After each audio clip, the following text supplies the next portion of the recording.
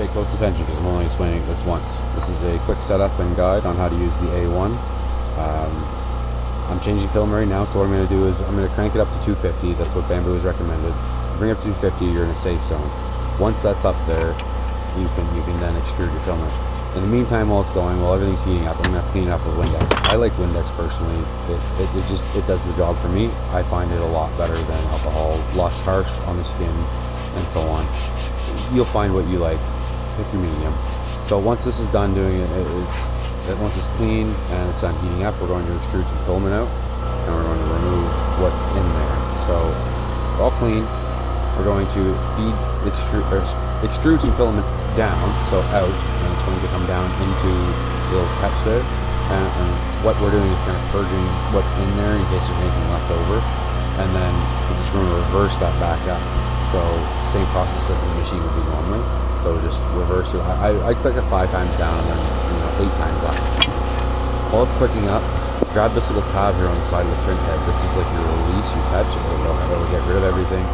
And from there, you can then, once you get that, you hold that, you pull on the roll at the same time, and both working in conjunction, you'll be able to just slide your filament out. There you go. So, I'm going to remove this blue, Eureka blue, and we're going with a 0 Galaxy. This is, I'm doing a print for my daughter before I go see her today. So, this is a 0 Galaxy filament.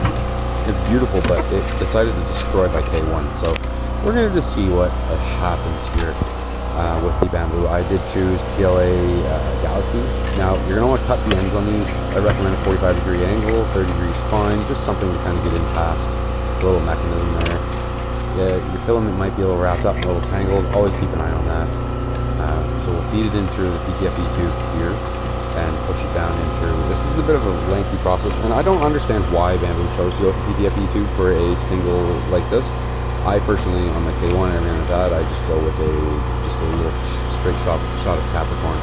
So once it's in there, you're going to hit that button again. It's like your release. You're just going to push it a little bit to the side, feed the filament in, just so it gets to that point so I can grab, and then we're going to extrude again. So again, hit it 5 times. It'll be like, I think it's like 15, 20 millimeters, 25 millimeters. It'll push out.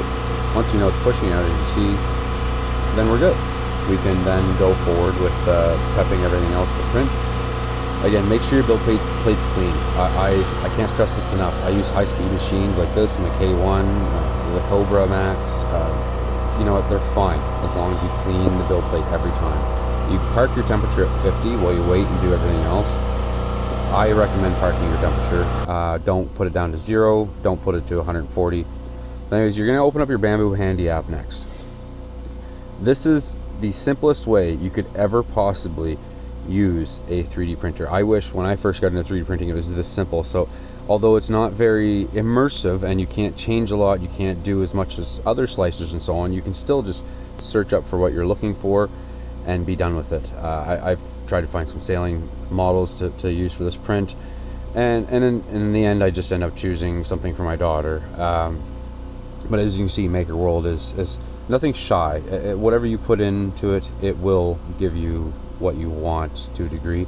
And you know, if it doesn't have the prints you like in it, you can always go create a profile, upload what you want, pay for the model, so on and so forth. So anyways, I found this Scorpion, a print and place mechanical Scorpion. I think she'll love it. And we're going to go in, see, you have 2 different profiles here. One's PET G, one's PLA. So we're going to choose the PLA because we're printing with PLA. Be very careful and mindful here because the temperature is like 30 degrees difference, right? So with that, we're going to go into the print menu. This is basically the slicer, but on the phone. It just makes it easy. Choose our type of filament. Usually I use the basic, but I forgot that I was going to be using the Galaxy, so I just had to go in and use Bambu Galaxy. It's a 0 filament, but I find the Bambu presets work basically on everything. It's a pretty freaking wicked, like they have their profiles set up. I'll have to say that. I can't keep knocking them because from my experience, it's been getting better. So after you're ready, you hit send print. And as you see, you're getting to the print menu here. This is the printer kind of initializing. It's on.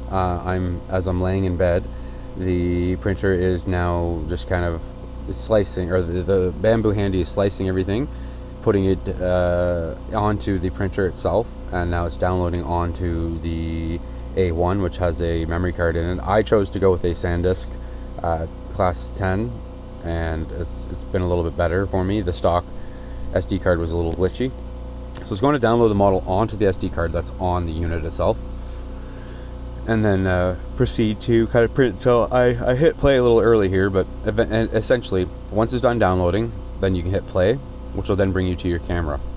The Bambu camera has been really good. Nobody has like a close-up shot of these prints. I wish that we had almost like a cell phone camera where you could go, close up, far away. That'd be kind of like the killer awesome thing, but it is what it is. As you can see, the printer's kind of starting to initialize here, and that's good. That's basically everything that you need to do, and you're printing.